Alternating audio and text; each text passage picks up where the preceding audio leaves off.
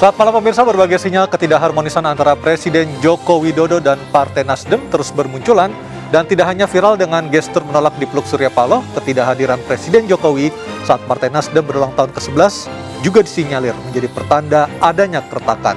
Akankah Presiden Joko Widodo sudi tetap bersama Partai Nasdem hingga 2024 nanti? Bersama saya Aryo Ardi, Anda menyaksikan MNC News Prime.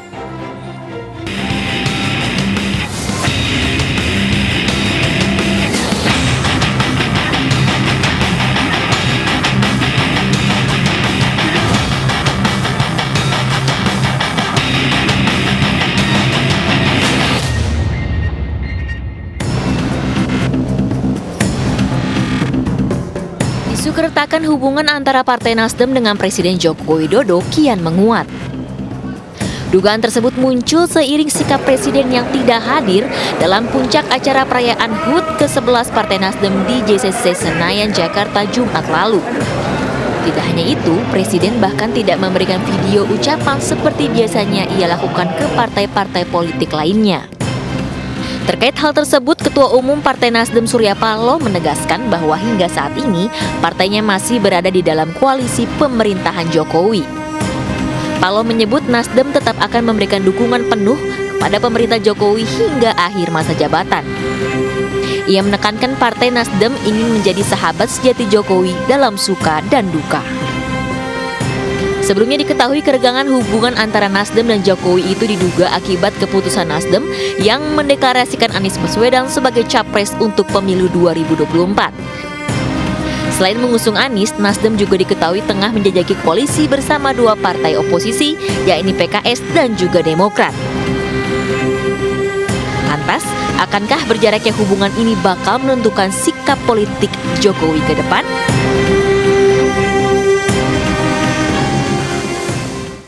Dan publik ini menaruh atensi khusus atas renggangnya hubungan antara Presiden Joko Widodo dan Partai Nasdem.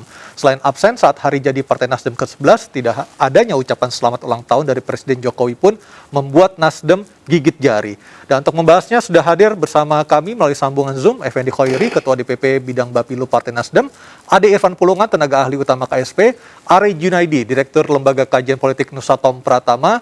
Semuanya hadir melalui sambungan Zoom, dan di studio kami sudah hadir Bang Ruhut Sitompul, politikus PD Perjuangan. Selamat malam Bapak-Bapak, selamat malam Bang Ruhut. Selamat malam. Sehat Bang? Sehat.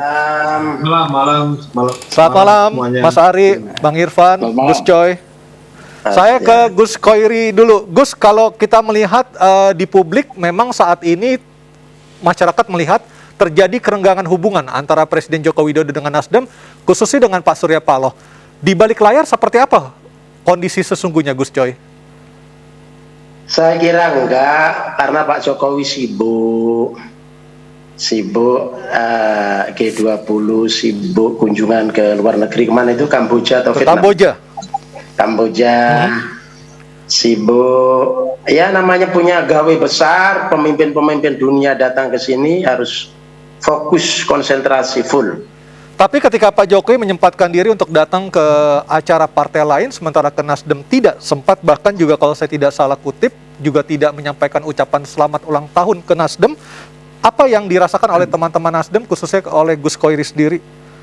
Ya karena sibuk, jadi nggak sempat mengucapkan selamat. Karena ini kan ketika ada ulang tahun partai lain, kan tidak sedang G20. Ini kan luar biasa sibuknya.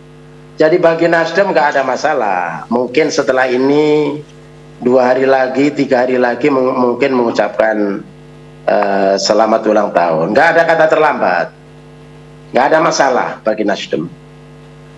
Saya ke Bang Irfan. Bang Irfan, Anda beberapa kali dikutip oleh media mengatakan Presiden Jokowi tidak hadir ke Nasdem karena memang lagi sibuk, khususnya untuk menyiapkan G20 dan harus berkunjung ataupun menghadiri pertemuan multilateral di Kamboja. Apakah kondisinya sesungguhnya seperti itu, Bang Irfan?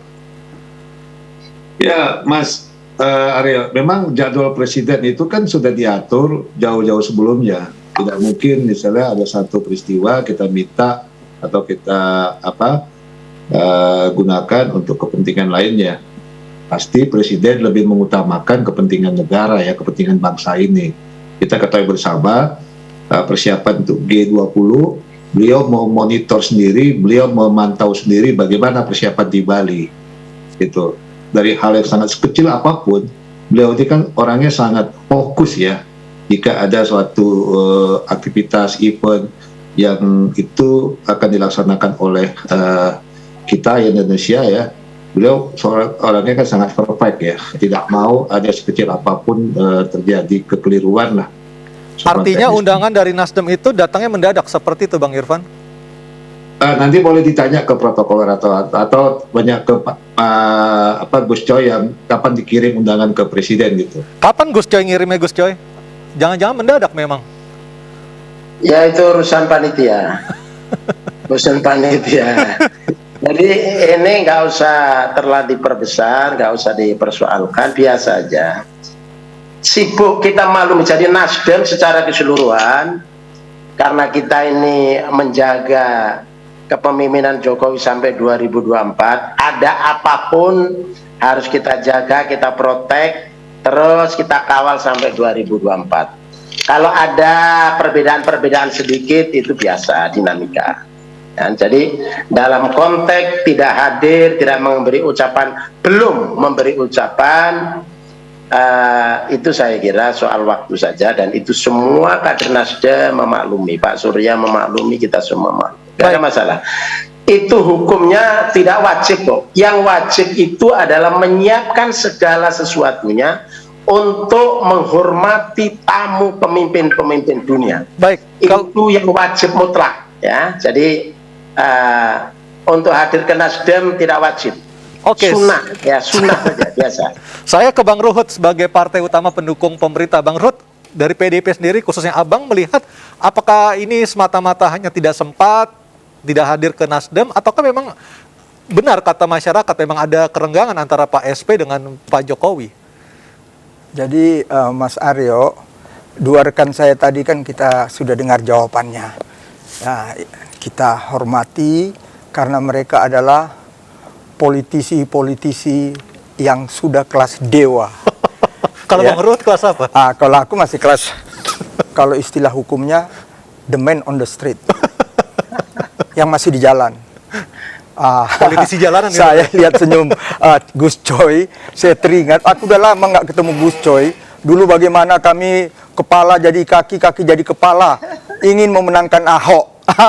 Sekarang partainya dan dia mendukung yang bukan kami dukung. Tapi nggak apa-apa, itulah politik. Tapi saya ingin mengatakan begini, ya, kita sebenarnya nggak usah berdebat panjang. Nyatanya, jangankan kawan seiring sejalan. Saya anggap nih seiring sejalan loh ini antara Nasdem, PKS dan Demokrat. Ada apa ini? Ya kita juga nanya, ada apa ini? Jangan hanya nanya mengenai Bapak Presiden. Ada Demokrat kan mantan partai Abang juga. Iya. Harusnya lebih mengetahui lah anatomi psikologis mereka. Iya, ada apa nih? Kok nggak jadi deklarasi? Kan begitu. Ini yang saya katakan, nanti nggak enak kalau aku nunggu waktu aja ya. aku nggak enak Gus Coy, nanti merujuk dengan sahabat saya yang dulu kader PKS, dia bilang tunggu karena Bandar belum kompromi. Kepaksa aku tertawa termehek-mehek. Tapi yang aku ingin katakan, jujur saja, kan Pak Surya Paloh kita udah dengar statement-statementnya, sampai kapanpun selesai 2024 bersama pemerintahan Pak Joko Widodo. Kita terima kasih. Kita terima kasih karena kita tahu. Kita lihat dong, tadi juga udah disebut oleh Gus Coy, ya, pulungan sahabat saya dari KSP, bagaimana ya dunia internasional mengakui peran beliau, baik itu di ASEAN Kamboja ya, begitu juga sekarang G20. Bang Ruhut masih percaya dengan komitmen Nasdem untuk tetap berada di koalisi? Berada di pemerintahan? Mereka harus begitu. Kalau nggak selesai. Hati-hati loh. Jangan salah langkah ya? Jangan salah langkah. Itu yang aku bilang. Kalau Surya Paloh, ya inilah kalau yang politisi-politisi kelas dewa ya. Kami tetap bersama pemerintah. Kalau aku lain. Aku maunya Nasdem ini, hei Pak Jokowi, mana dadamu? Ini dadaku. Kami mendukung yang sekarang ini. Ya kan itu dong. Ini tetap aja mau bersama kami. Baik. Padahal ya dukung-mendukung partai saya, kami tegas. Ya, sekjen saya juga mengatakan, pemilu masih jauh. Pak Hasto bilang, ngapain buru-buru? Dan kami tetap menunggu. Banyak tugas-tugas negara yang sedang dijalankan oleh pemerintahan ini. Apalagi ada 3 menteri dari Nasdem di KLH, pemerintahan. Mentan, dan juga Pertanian. Ya. Kan ada 3. Udahlah, kerjalah ya untuk mensukseskan. Karena memang kita harus fokus. Apalagi Baik. sekarang saya kaget. Bukan hanya Pak Luhut Binsar Panjaitan yang kaget. Aku pun terkaget-kaget. Kita sekarang masalah ekonomi termaju nomor 3 di dunia. Kaget aku. Marilah kita dukung. Jangan kita bikin yang aneh-aneh. Tapi nyatanya itu yang aku bilang. Mereka juga jadi aneh-aneh kok. Sekarang ya maaf aja. Ya, memang sudah ada siapa calon presidennya. Ya, siapa bakal calon. Ini bakal calon loh. Ini mungkin calon bisa nggak jadi nih kalau yang 2 ini aneh-aneh. Karena dua-dua kepingin siapa Jadi cawapres. bakal calon Wakil wakil presidennya. Ini ya saya kan udah karatan di politik ya. Baik, saya ke Mas Aju dulu, Bang Ruhut, sebelum saya balik ke Gus Coy lagi. Mas Aju, sebagai orang yang paham dengan karakteristik orang-orang di PDIP, Mas Aju melihat apakah ini sebagai bentuk kemarahan Pak Jokowi sehingga tidak datang dan tidak mengucapkan selamat kepada Nasdem, Mas Aju? Baik, kalau kita lihat relasi politik yang terbangun selama ini gitu ya, antara Pak Surya Paloh dengan Pak Jokowi, ini merupakan sahabat yang seiring sejalan, karena saya paham betul mengikuti gerak beliau gitu ya. Cuma kalau kita baca dalam relasi-relasi politik gitu ya, ini akan menunjukkan adanya ketidaknyamanan dari Pak Jokowi pasca pendeklarasian Anies Baswedan. Nah, kemudian kita bisa membaca gitu kalau kita lihat gestur politik yang ditampilkan oleh Pak Jokowi ketika tidak mau menerima balasan pelukan dari Pak Ketika Surya di HUT Paloh, Golkar ya, Mas Aju ya? kemarin. Betul, HUT Golkar kemarin. Kemudian juga ada taklimat, ada penyampaian pesan dari Presiden Jokowi supaya partai politik harusnya tidak sembrono ketika mencalonkan calon presiden. Nah, padahal pada saat itu ada 3 partai yang sudah mencalonkan capres, misalkan PSI, Ganjar Pranowo dengan Yeni Wahid, kemudian Gerindra dengan Prabowo Subianto, dan Anies Baswedan oleh Nasdem. Nah, kemudian kalau kita lihat gitu ya, biasanya Pak Jokowi itu orang yang perfect gitu ya. Karena saya pernah di tim kampanye nasional, ketika menyampaikan momen-momen penting, itu tim di medianya Pak Jokowi selalu membuat pesan-pesan. Mungkin karena sibuk gitu ya. Tapi kesibukan itu kan pasti ada waktu lah ya. Pak Jokowi ini kan paling cepat gitu ya.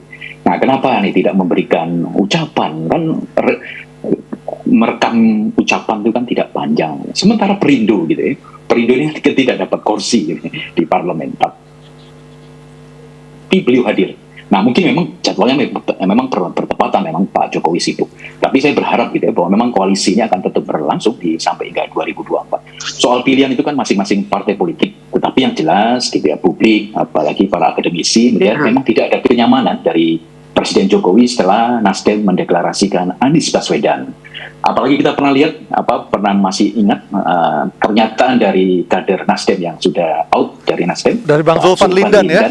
Ya. Betul, yang menyatakan bahwa Anies Baswedan ini adalah antitesisnya Jokowi.